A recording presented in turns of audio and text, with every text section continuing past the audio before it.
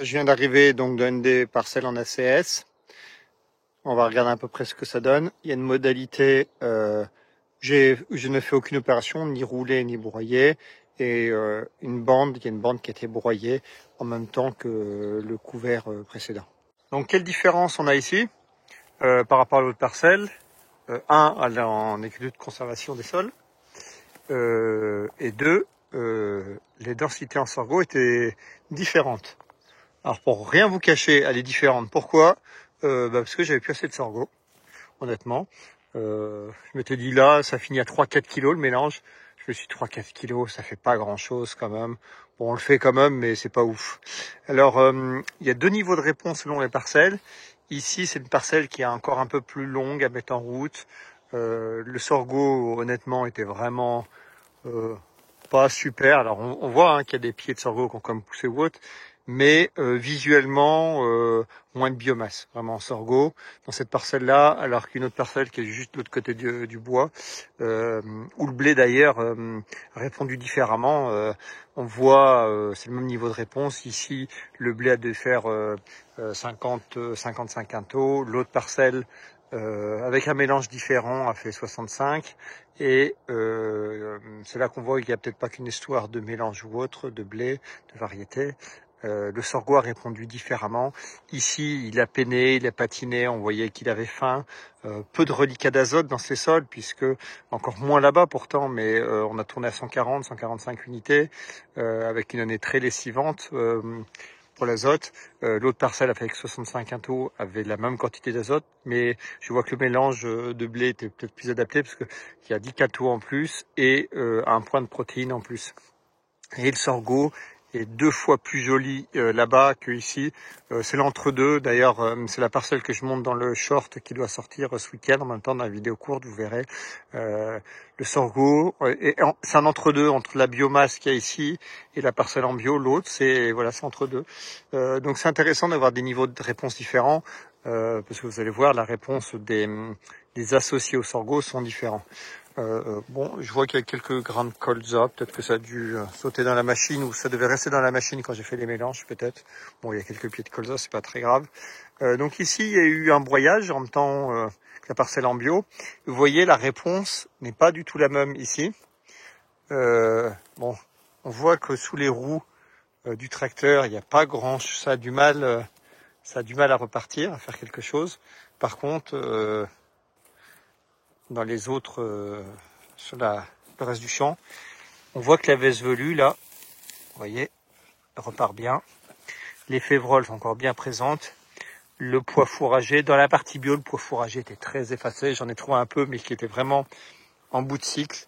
Là, on voit que la biomasse va continuer. Donc, je vais faire une pesée là. Aussi, donc, les différentes plantes. On voit que le tournesol a réussi à mieux s'exprimer, parce que moins de présence de sorgho. Donc, je vais faire une pesée des différentes plantes. Mais va falloir que je refasse cette pesée en sortie hiver, avant la destruction du couvert ou avant que les plantes deviennent sénescentes, pour vraiment avoir une bonne estimation. Donc là, pendant tout le cycle maintenant, c'est les vestes qui vont prendre le relais. Le triticale, pareil, absent, assez absent, parce qu'il y en avait aussi 40 kilos. Là, par exemple, on est sur une ligne de semis. Bon, on voit que les pieds de sorgho, il n'y en avait pas beaucoup déjà, mais je ne trouve pas de triticale. Bon. Par le passé, j'avais déjà essayé avec du seigle, normal et forestier. J'avais eu la même chose. Ce type de graminées, chez nous, ont vraiment du mal à s'exprimer dans les semis de couvert. Enfin bref. Donc là, vous voyez, donc densité inférieure en sorgho, comme je vous disais. Et là, alors, ce qui est sympa, c'est que les tournesols, les sorgho ou autres, servent de tuteur. Ça se fait littéralement envahir. Regardez-moi ce pied de tournesol là. Alors c'est violent comme attaque, mais agronomiquement, c'est super. Regardez cette quantité de légumineuses là, accrochées à ce pauvre pied de tournesol. Je trouve ça superbe pour le coup. Donc toute la parcelle est comme ça. Alors visuellement c'est un peu chaotique puisque c'est un peu dans tous les sens. C'est en train de coucher la végétation. On voit que la févroile a essayé de survivre puisque vous voyez elle a des feuilles surtout en haut. Le bas devait manquer de lumière à un moment ou trop de compétition avec le reste. Mais là tout ça, ça va continuer à pousser pendant tout l'hiver. Ça, c'est un très beau relais pour le coup. Alors, manque de graminées dans le relais, mais on a essayé, ça n'a pas réussi. Mais donc ça, là, c'est pas mal. Donc là, j'ai fini de m'extasier devant les vesses. On va pouvoir parler un peu du choix du couvert. D'ailleurs, merci à Nicolas Courtois. Je vais vous mettre le lien là, peut-être vers une de ses vidéos. Pas le site, Nico, t'as toujours pas fait ta page de site, alors je peux pas te renvoyer les gens, mais que vers les vidéos ou le contact sur Twitter ou si vous voulez son numéro de téléphone pour savoir où est-ce qu'il fait des formations. Donc monsieur est spécialisé dans les couverts, dans la réussite des couverts, le type de couvert, les couverts relais. Quand je dis couvert relais, c'est que le relais est semé avec. Donc ça, ce type de couvert fait partie de ces pratiques. Qu'il développe chez les exploitants. Le but est d'avoir un semis pour 2 couverts. Voilà. Donc, par le passé, je faisais beaucoup de couverts avec beaucoup de plantes d'été, beaucoup de C4. Je vais essayer de mettre peut-être les photos en cascade là, ou je sais plus si je l'ai déjà fait. Mais depuis pas mal d'années, j'ai réussi quasiment 100% des couverts avec le mode de semis que je vous expliquais tout à l'heure et dans les autres vidéos. Donc ça, on va pas revenir là-dessus. Mais par contre, c'était des couverts typés très été. C'est-à-dire qu'on faisait des biomasses énormes. On arrivait à 8, 9, 10, 12 tonnes de matière sèche en entrée hiver. Et le couvert mourait pendant l'hiver, mais il y avait assez peu de plantes vertes, de racines vertes et de plantes vivantes pendant l'hiver. Résister surtout les crucifères et restait quasiment que ça. Donc c'était pas parfait, mais par contre ça avait un énorme avantage, c'est que dans des sols comme là où je voulais remonter rapidement le taux de matière organique et donc un apport de carbone, puisqu'on était dans des sols qui avaient que 1,7% de taux de matière organique, qui était trop bas par rapport au taux d'argile. On était à 10 autour, le ratio MO sur argile était qu'autour de 10%, donc ça veut dire des sols qui sont loin d'être optimales sur leur quantité de carbone. Donc le but était de ramener du carbone le plus rapidement possible pour remonter la pente. Donc on avait apporté du carbonate, du déchet vert, restitution des pailles, plus des couverts assez carbonés, et donc ça a permis de remonter très vite. Et des champs comme ça, maintenant on est au moins 2,4, voire 2,7 pour beaucoup. Donc on a réussi à remonter très très vite et donc de remettre en route les sols très rapidement en route. Je disais, les premières années, j'ai fait des couverts très lignifiés qui m'ont apporté beaucoup de carbone. Le défaut de ça, c'est que c'est très très consommateur en azote d'avoir ce type de conduite de couvert. Donc c'est un élément à prendre en compte. Donc les premières années, je faisais des blés toujours autour des 55 quintaux, mais je tournais au moins 180 unités d'azote et il n'y avait rien de trop. En fait, parce qu'une bonne partie était aussi pour les sols, et donc il fallait régulièrement mettre des quantités d'azote assez soutenues sur les différentes cultures, parce que si on veut stocker plus de carbone dans les sols, il n'y a pas de secret, en face, il faut de l'azote. Donc soit vous arrivez à l'apporter via une source externe, un apport exogène, donc ça peut être d'autres composts, mais ou de type plutôt fertilisant qu'amendement, fientes, lisier de porc, ce genre de choses, ou bien blindé en légumineuses à côté. Mais dans un couvert, on peut pas avoir des grosses quantités en biomasse en sorgho, par exemple, et des grosses quantités en légumineuses. Ou bien, il faut arriver à stopper assez tôt le sorgho pour semer un couvert pur légumineuse derrière, le laisser aller assez loin au printemps et faire une destruction tardive. Les différents essais que j'avais fait ici, les résultats avaient été assez mitigés et c'est assez coûteux avec dans des terres très usantes. Donc j'ai arrêté cette conduite. Donc les premières années, je poussais loin le couvert d'été et après, je préférais amener de l'azote minéral à côté. Mais je vous parle ça, c'était des années où l'azote minéral valait entre 60 et 70 centimes. Depuis 2-3 ans, c'est un peu moins le cas. Donc ça peut être plus coûteux de faire ça. Et en plus, comme là, les sols sont bien remis en route, le taux de matière organique est bien remonté, je fais le choix maintenant de diminuer la part carbone, on va dire, et augmenter la part fertile à court terme, donc plutôt pour les cultures à suivre. Donc là, ici, ça sera du maïs. Et donc le but, on augmente fortement la part de légumineuses puisqu'on cherche de la fertilisation assez rapide pour la culture à suivre, donc des plants avec des cessurènes assez faibles. Donc c'est là que les févroles, pois et les différentes vesses entrent en scène, elles sont très bien pour ça. Le but, ça va être de faire du maïs. Il y aura différentes modalités de densité et de largeur d'interrang et surtout de quantité d'azote. Je pense qu'elles auront toutes, il y aura tout un peu de starter dans la ligne de semis, du NP, mais le but, c'est d'arriver à travailler un itinéraire technique économique pour le maïs en visant entre 5 et 6 tonnes avec des niveaux de fertilisation minérale assez faibles puisque entre la minéralisation du passage du strip-till ou du mulchage de couvert, le fait d'être au printemps, de toute façon, on a une minéralisation qui est importante. Tout ça, mis bout à bout, le but, c'est d'arriver à chercher le niveau de fertile minéral juste, au plus juste, pour tomber sous les 300 € de charge pour cette culture. Donc, on verra, selon les pesées découverts et les résultats, on verra la dose X totale, s'il faut qu'elle soit entre 40, 50, 60 unités d'azote. Et on fera peut-être des modalités avec juste du starter et des modalités, on montera à 80, 100 unités d'azote pour voir s'il y a un gain réel. Ce qui serait intéressant après, ce serait de faire varier aussi peut-être les densités de maïs ou de fertile selon les biomasses passées ou du couvert. Mais ça, c'est un autre point à travailler. Là, il continue à se coucher. Je vais faire mes pesées et je pense que je ferai d'autres prises de vue dans le bureau ou ce week-end pour parler des résultats des pesées.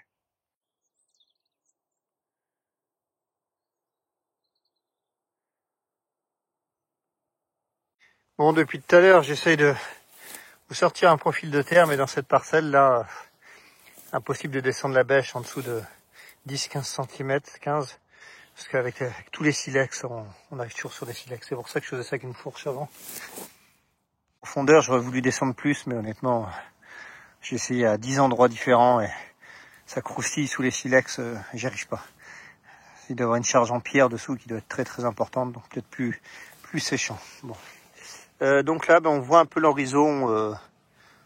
J'ai dû retirer un bon 10-12 cm au moins. Ça vous montre un peu la structuration de surface. Enfin, de surface, un bon surface comme. Mais vous voyez, la terre n'est pas du tout abîmée. L'hiver très humide qu'on a eu, avec, c'est quand même pas trop mal passé. Pour rappel, on est sur un blé de colza ici, donc les repousses de colza ont réussi à garder structuré le sol pendant tout le début de cycle très humide du blé. Les racines sont restées et après le blé a pris le relais et après le couvert.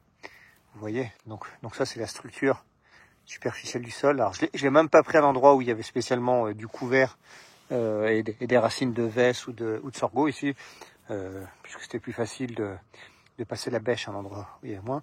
Là, on s'est pris 35 mm en pas longtemps, vous voyez. Ça se défait quand même très bien. Donc, on cherche à avoir des belles structures comme ça en surface.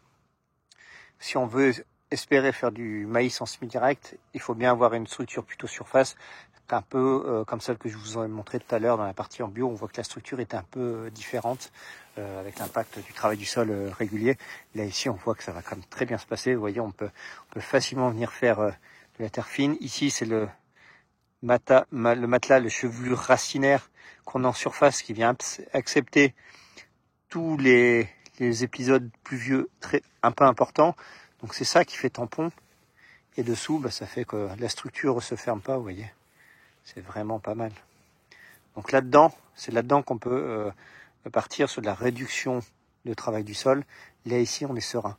Sur des structures plus fermées et anguleuses, on évite. Mais là, vous voyez, bon, là, j'ai encore tout massacré avec mes doigts, comme tout à l'heure. Mais c'est pour vous montrer le comportement du sol. Donc là, un élément semeur, même un semoir, il n'y a pas besoin d'avoir de fortes pressions ou autres. On sert juste à ouvrir la terre, à placer une graine et à refermer. Mais vous voyez, même malgré le fait que ce soit assez humide en ce moment, ça se défait tout seul ici. Vous voyez la différence par rapport à l'autre profil de tout à l'heure, avec des couverts pourtant un peu identiques, mais c'est le passé de la parcelle qui joue là. Bon voilà, j'ai tout fini par casser. Bon, va falloir que je... Là on le voit pas sur la vidéo, mais il commence à faire, il commence vraiment à faire. La nuit tombe, on voit ça manque de luminosité là, sur mon visage. Bon, je vais faire les pesées avant qu'il fasse vraiment nuit.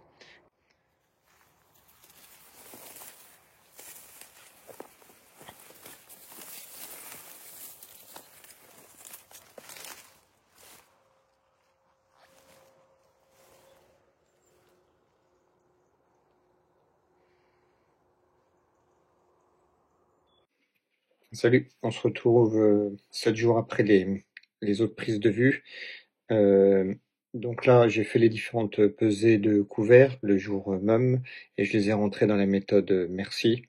Je vous mettrai le lien dans le descriptif de la vidéo. Le but, c'est une méthode où vous pouvez rentrer famille par famille ce qui compose votre couvert, l'état d'évolution à peu près de cette plante et les pesées qui sont liées à ce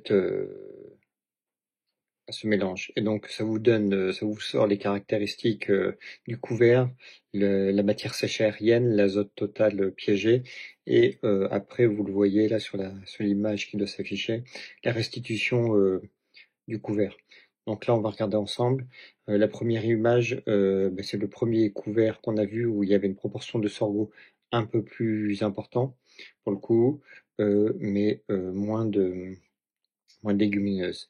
Alors vous verrez, la matière sèche aérienne est plus faible, malgré le fait qu'il y ait plus de sorgho, parce qu'en fait la différence de biomasse de surplus en sorgho ne compense pas la biomasse qui est engendrée par les légumineuses, et d'ailleurs ça ira en augmentant pendant tout l'hiver au printemps, puisque là, le sorgho a fini son, son cycle, alors que la partie légumineuse va continuer à pousser févrole pendant l'hiver.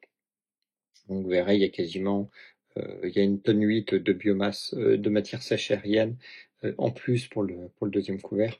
Donc ce premier, on voit qu'on n'a que 20 unités d'azote qui sera restituées, donc 120 de piégé, mais 20 qui sera restitué. Donc en gros, c'est un couvert qui n'apporte pas de fertilité à court terme, à moyen terme, même sur la culture suivante. Par contre, ça permet de remonter les éléments comme le phosphore, mais surtout la potasse. On voit qu'il y a un peu de soufre et de magnésie, mais le but, c'est que ces éléments-là, tout ça, le but, ça va être là, sur cette partie bio, ce sera mulché dans l'horizon 0,10 cm et pour le rendre disponible pour la culture suivante, biodisponible. Est-ce qu'on a autre chose à dire là-dessus? Vous voyez au niveau des chiffres, on voit clairement que là, il y a un manque de légumineuses pour avoir de la fertilité pour le sol. Par contre, en bas, on voit carbone stable, 800 kg par hectare. Donc c'est ce qui permet d'arriver à remonter ou continuer à l'augmentation de taux de matière organique tout doucement. On va basculer sur le deuxième couvert. Donc des fois, je fais le parallèle entre les deux. Donc là, on voit azote piégé, 215 unités, alors que l'autre, on était à 120. Donc on n'est pas au double, on a 100 unités de plus, sachant que ça va continuer à augmenter pendant tout l'hiver et au début du printemps, cette valeur. Azote restitué, pour l'instant, on a 65 unités. Je ferai notre pesée, je pense qu'on sera plus que ça encore. Le phosphore, on est un peu plus haut, mais pas grand-chose. Vous voyez, on n'est que à 40 unités par rapport à 35 pour l'autre. Donc là, il n'y a pas eu de grosse amélioration là-dessus. La potasse, on aura comme 200 unités de potasse qui sera relarguée dans l'horizon de surface. Il y a un peu de soufre et un peu de magnésie, carbone stable, 1 tonne. Donc là, vous voyez, ça permet d'avoir un couvert à la fois qui permet d'augmenter la partie carbone stable du sol, donc d'augmenter son taux de matière organique, mais à la fois, vu qu'on a comme des plantes avec des céssurènes assez faibles, toute la partie légumineuse, ça permet aussi d'avoir une part de matière organique labile qui va revenir rapidement dans le cycle du vivant, et donc avec des éléments qui sont biodisponibles pour les plantes, alors que des couverts avec des céssurènes assez importants, en gros, ça permet d'augmenter son taux de matière organique, mais pas d'avoir une fertilité à moyen terme, court terme pour les cultures. Et donc peu de ces éléments seront disponibles. Donc là, vous voyez avec un couvert plus équilibré, on va dire un couvert normal. L'autre, le premier était vraiment de garder un sol très très propre, le plus propre possible sur la partie bio. de par le cahier des charges de non-utilisation de produits phytosanitaires. Mais je pense que je travaillerai quand même à diminuer les doses de sorgho même sur ces couverts-là pour arriver à gagner en fertilité aussi, puisque l'azote coûte très cher en bio. Donc là, on voit sur ce deuxième mélange, beaucoup de potasse seront restitués. Dans nos systèmes, on n'exporte pas les pailles en plus, on ne fait pas d'apport de potasse spécifique. J'ai fait des essais déjà sur différentes cultures, j'ai aucune réponse aux apports de potasse, et on le voit sur mes analyses de sol, on est toujours très haut en potasse, donc il n'y a aucun intérêt à faire des apports. C'est plutôt la magnésie qu'il faudrait qu'on vienne apporter en grande quantité. On a un ratio potassium-magnésie qui peut être légèrement déséquilibré selon les parcelles et les secteurs, et c'est les magnésies qui en manquent. C'est ce qui fait que je travaille principalement avec de la késérite d'ailleurs pour la fertilisation soufrée, avec 200 kg souvent sur colza et 150 kg sur céréales. Je vise 100 unités de soufre pour un colza et quasiment 75 pour un blé. Et le but à côté, c'est d'apporter de la magnésie en quantité. Bon, voilà, je n'ai pas forcément grosse chose d'autre à vous dire. On a déjà passé 6 minutes là-dessus. Ça vous permet de voir un peu les niveaux de restitution et l'impact. Vous voyez, ça, c'est simplement à la base, c'est quasiment les mêmes couverts. C'est simplement une question d'équilibre et de quantité de graines qui ont été mis dans le couvert ici, qui a eu cet impact aussi important qui, je le répète, va continuer à augmenter pendant tout l'hiver et au printemps. Je vous ferai aussi suivre le bilan avant destruction ou peut-être début mars. Autre point aussi où je crois, je me rappelle plus si j'ai donné les indications ou pas, sur la manière où sera géré ce couvert de cette deuxième vidéo. Donc ça ici, ce sera du maïs, donc ça sur des parcelles en ACS. Donc principalement, je pense qu'il y aura différents itinéraires, il y aura différentes façons de faire qui vont être liées à mes essais que je vais faire au niveau densité et interrang. C'est-à-dire que si je veux faire différentes densités de semis, toujours différents essais pour valider les basses densités. Est-ce qu'il faut que je continue à descendre? Est-ce qu'il ne faudrait pas idéalement quasiment moduler, mais je ne peux pas que cette machine, les zones vilaines ou avec des faibles potentiels descendent à 40 000, les belles zones monter à 60 000 peut-être, 65 000 à voir. Le but c'est d'essayer de faire idéalement je voudrais faire des essais avec des rangs inférieurs à 75 cm.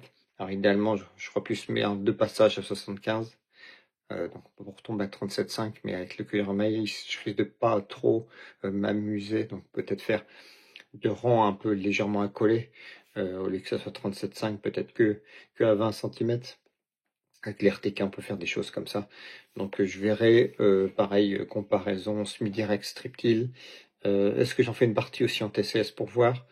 Ça peut être aussi intéressant sur la structure, mais sur le relargage des éléments de restitution du couvert. Donc j'ai pas encore statué comment j'allais quadriller la parcelle principalement de test qui est celle de la vidéo, parce qu'elle a une forme géométrique intéressante pour faire ça, pour faire des essais en bande, pour continuer à faire évoluer le système de culture. Donc l'ITR technique normale, de toute façon, c'est la méthodologie normale que je pratique, c'est en strip-till, donc destruction du couvert au rouleau sur une période de gelée, je pense. Donc là, c'est la météo qui choisira, idéalement début mars, courant mars. Voilà. Et après, traçage des lignes au strip-till, rouleau après le strip-till et semi dans les lignes. On gardera des bandes en semi-direct, idéalement, et peut-être des bandes en TCS. Ben voilà, je pense avoir fait le tour cette fois.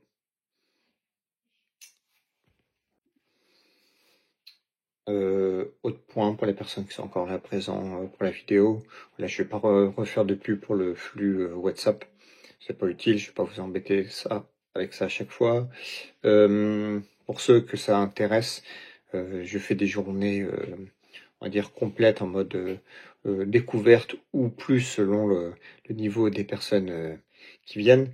Donc les gens, donc le but c'est de faire une journée complète avec 2 heures en salle pour présenter un peu les fondamentaux, l'historique, comment on a mis en place la transition, les points de vigilance et tous les points, on va dire, théoriques qu'il y a besoin de connaître avant d'aller sur le terrain. Et après, quasiment tout le reste du temps, c'est sur le terrain.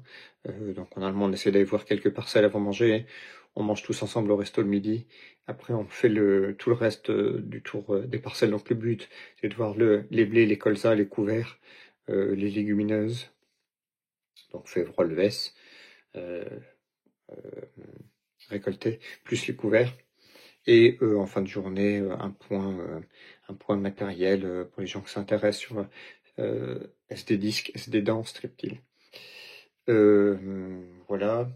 Vous pouvez vous inscrire, je mettrai le lien quelque part ici. Pour l'instant, j'ai dû mettre une date encore autour de mi-décembre et l'autre fin janvier. Voilà. Donc le but c'est de faire selon les personnes, soit en mode découverte, soit en mode perfectionnement, c'est-à-dire que très technique, on passe sur les détails, on va dire pas sur les détails, justement sur le qu'est-ce qu'est la CS, puisque selon les groupes, si les gens pratiquent déjà, ont déjà commencé, on va pas se perdre du temps à ça. J'explique juste le contexte et puis on rentre directement dans la technique, aux questions-réponses, à voir d'être beaucoup plus rapidement en détail les itinéraires des différentes cultures, et ainsi de suite. Donc on s'adapte selon le besoin et les envies des personnes et des groupes. Voilà, salut. Et pour ceux qui vont se retrouver à Vendôme le 17, 18, je sais plus, le jeudi à Vendôme, 17-18 décembre pour la journée annuelle de Frédéric Thomas, la journée TCS. Voilà, salut.